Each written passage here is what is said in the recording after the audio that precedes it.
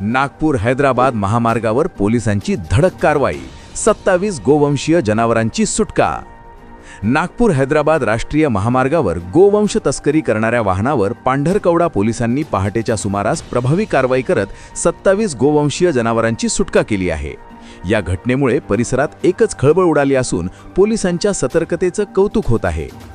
मिळालेल्या माहितीनुसार दिनांक 29 मार्च रोजी पहाटे 4 वाजण्याच्या सुमारास पोलिसांना गोपनीय माहिती प्राप्त झाली की नागपूरकडून एक आयशर वाहन क्रमांक MH40CT1318 करंजी मार्गे आदिलाबादकडे गोवंशीय जनावरे कत्तलीसाठी घेऊन जात आहे। या माहितीच्या आधारे पोलिसांनी केळापूर टोल नाक्याजवळ NH44 वर सापळा रचला। दरम्यान संशयित वाहन दिसताच पोलिसांनी त्याला थांबविण्याचा प्रयत्न केला। वाहन थांबताच चालकाने अंधाराचा फायदा घेत घटनास्थळावरून पळ काढला। पोलिसांनी वाहनाची तपासणी केली असता त्यामध्ये 27 बैलांना अत्यंत अमानुष पद्धतीने कोंबून त्यांच्या मानेला व पायांना दोऱ्यांनी घट्ट बांधल्याचे आढळले। या कारवाईत अंदाजे 9,45,000 रुपये किमतीची जनावरे व सुमारे 20 लाख रुपये किमतीचे वाहन असा एकूण 29,45,000 रुपयांचा मुद्देमाल जप्त करण्यात आला।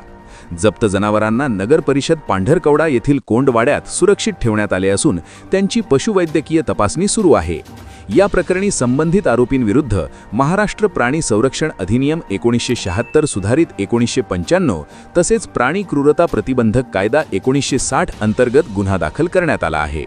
ही कारवाई पोलीस अधीक्षक कुमार चिंता, अपर पोलीस अधीक्षक अशोक थोरात व सहाय्यक पोलीस अधीक्षक रॉबिन बन्सल यांच्या मार्गदर्शनाखाली पोलीस निरीक्षक लहू तावरे व त्यांच्या पथकातील पोहेका, उमेश कुमरे, दिनेश राठोड, प्रफुल्ल पावसेकर यांनी यशस्वीरित्या पार पाडली।